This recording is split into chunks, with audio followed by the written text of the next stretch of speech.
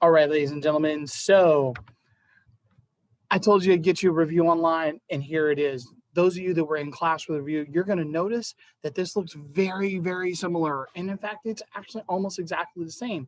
And the reason for that is, one, because it's the same information because it's a review. Number two is for those of you who were not in class, you still have a time opportunity to get the same kind of review for those who made it into class today. So what's going to happen is I'm going to go through the review, and you can check to make sure you missed any notes or anything like that. And also along the way, there's going to be stops in the video on this, and that's going to be your opportunity to answer questions. So you're going to want to definitely keep track of those questions.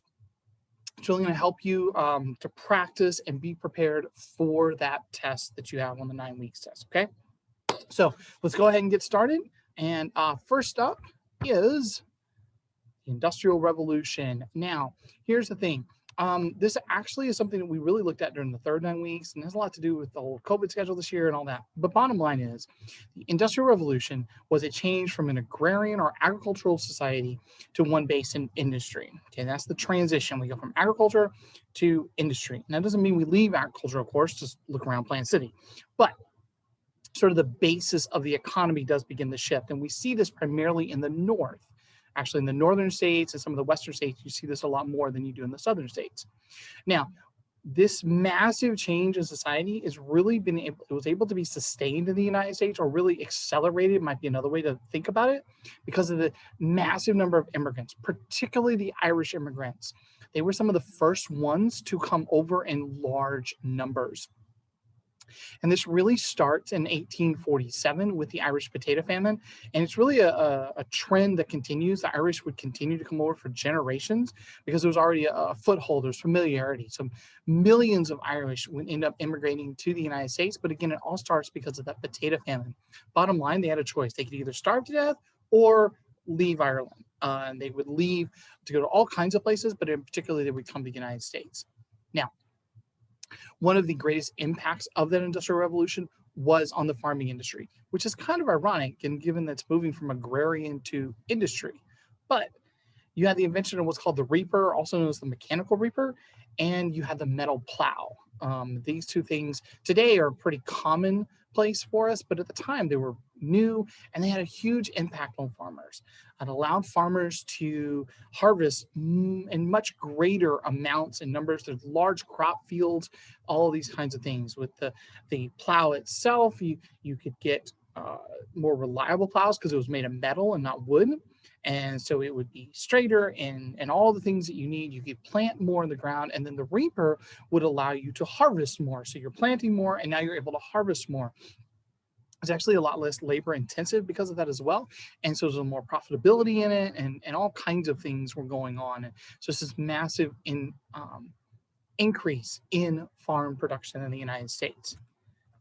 Now, one of the other amazing feats of the Industrial Revolution was the railroad, the Transcontinental Railroad in particular.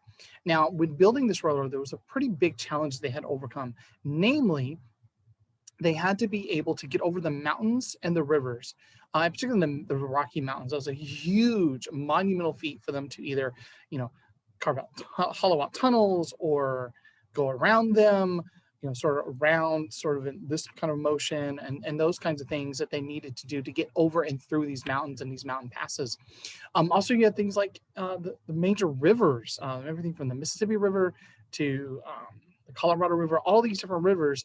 And these were huge tasks that they had to overcome, and eventually they do.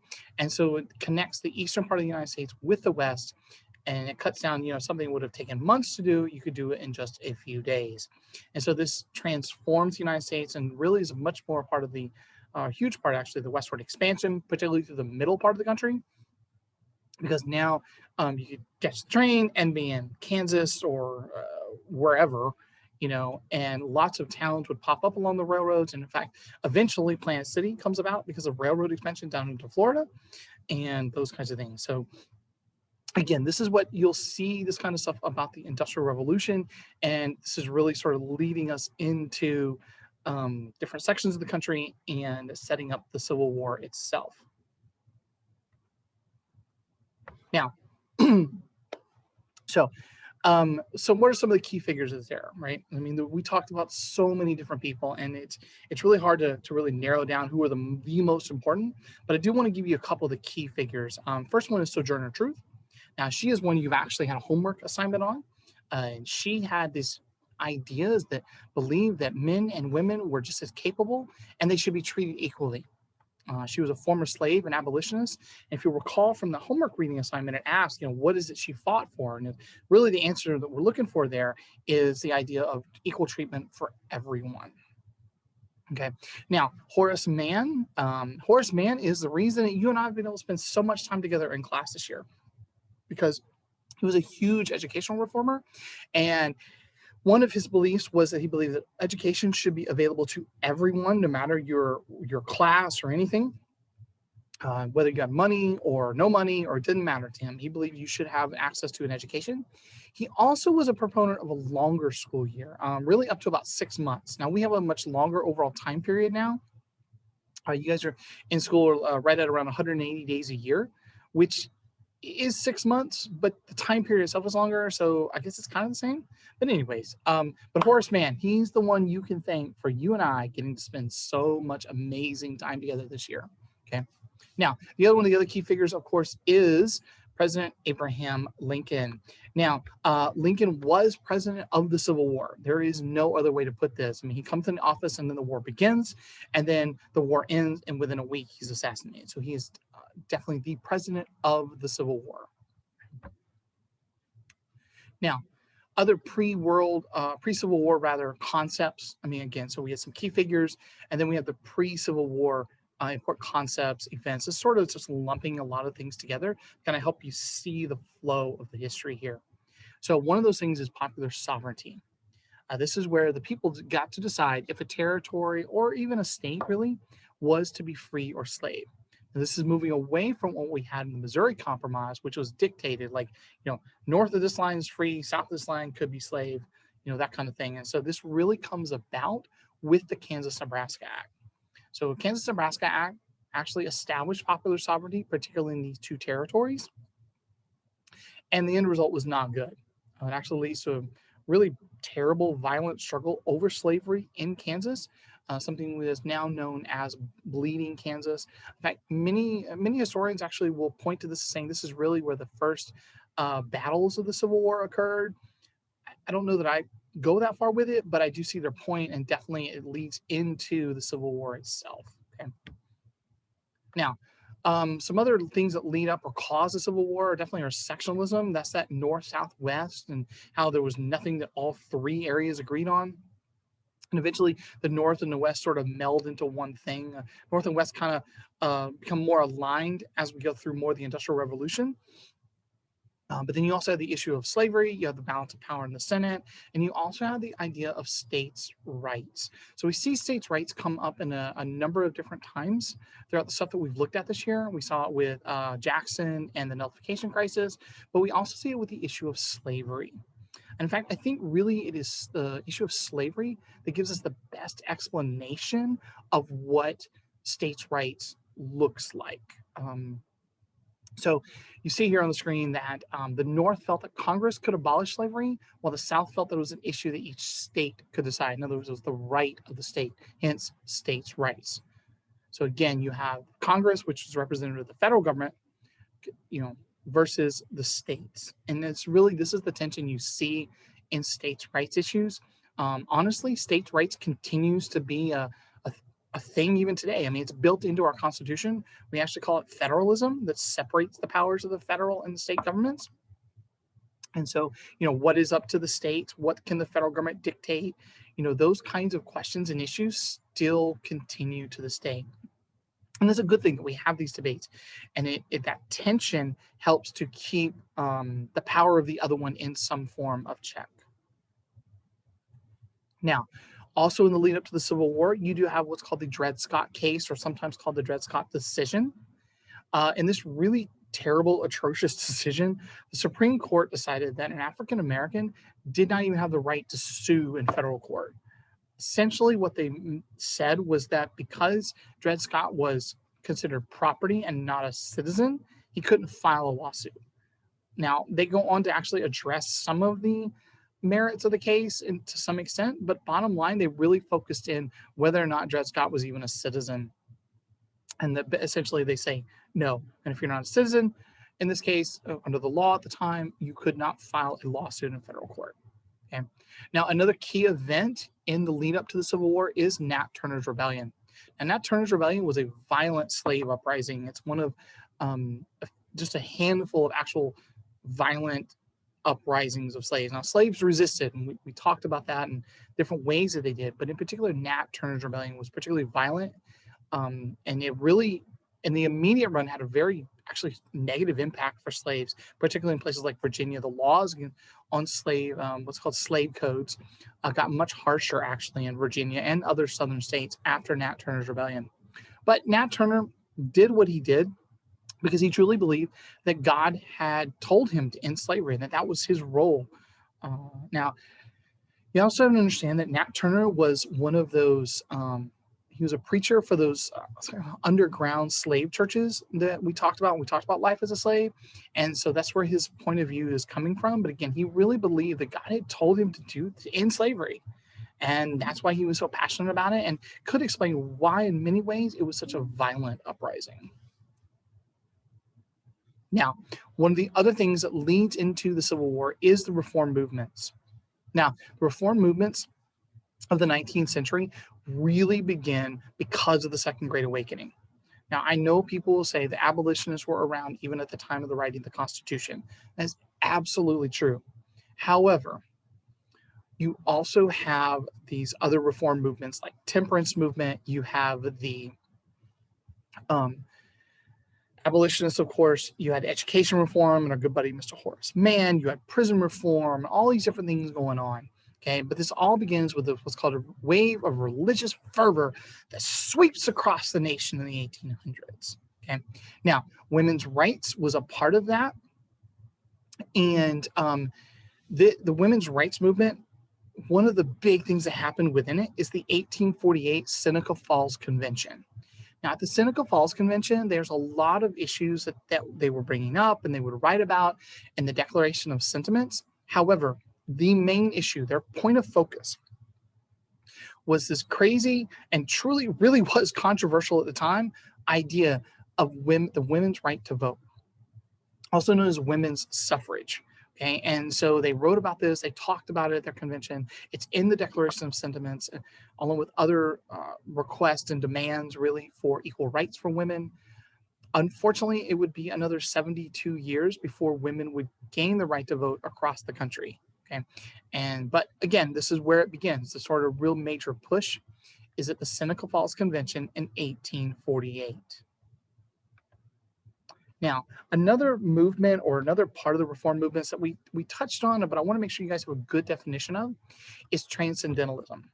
Now, Transcendentalism was this belief that people should be able to rise above material things in life, and they should depend on themselves and not outside authority. And it's really in response to what people were seeing in the Industrial Revolution. They were seeing this greed and all of this coming about because of the development of industry. And so they sort of pushed back against that in Transcendentalism. Now, when we get to the Civil War, obviously we have three groups. We have the three groups of states, if you will. You have the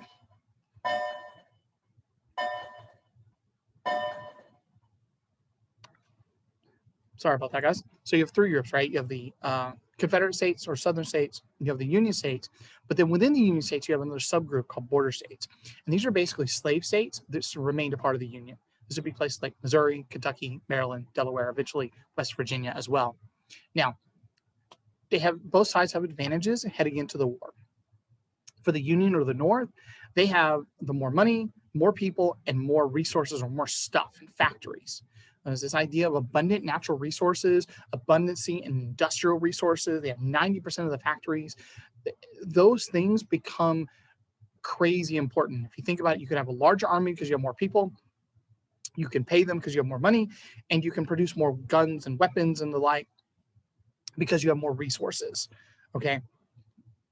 So some of these are keys advantage, particularly the abundant natural resources and abundance in industrial resources. They are huge.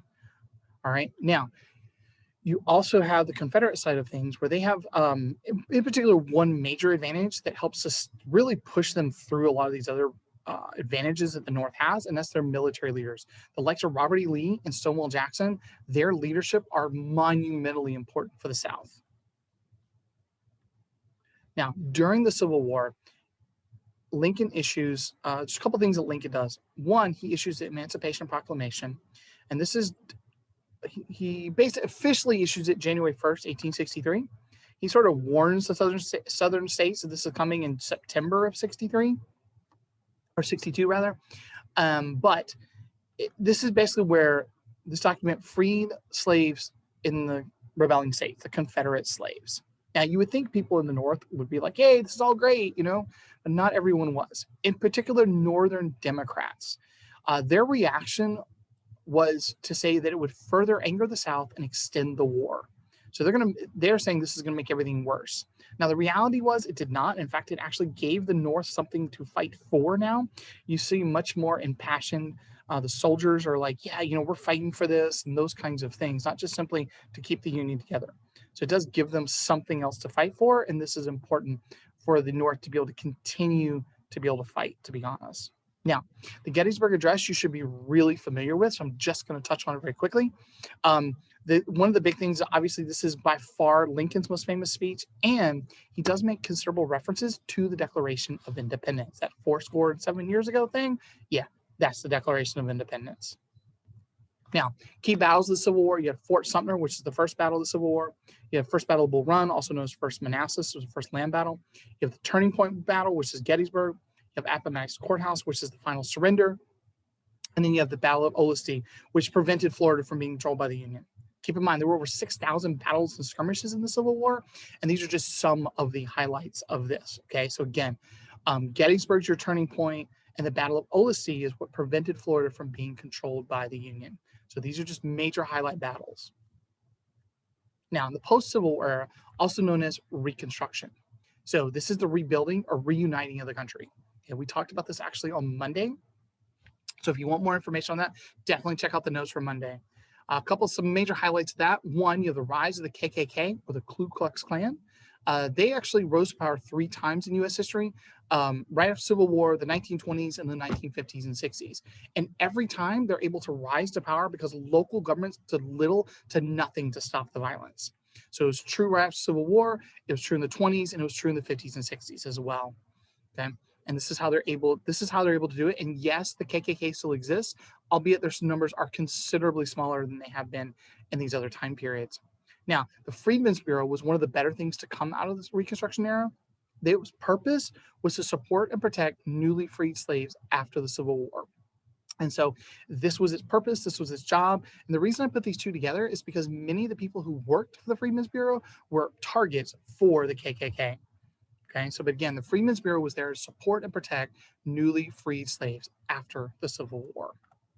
Now, there were 3 amendments that came out of the Reconstruction era. You had the 13th Amendment, which was the end of slavery, 14th Amendment, which provides for equal treatment under the law, and the 15th Amendment, which gave all men the right to vote. Now, again, we talked about in class how the South would go around the 15th Amendment with poll taxes and literacy tests and all these things, okay? And so there is your basic, that's it, guys. That's your major review. Now, there's going to be some questions even following this portion of it, and you've definitely taken some time and answered those questions along the way, which is great. Remember, all the answers you get correct are bonus for you, and I think they will really set you up well for your test. If you have any questions, definitely send me a message on Canvas. I'll get back to you as soon as I can, guys. Otherwise, I hope you have a good rest of your night, and best of luck on your test.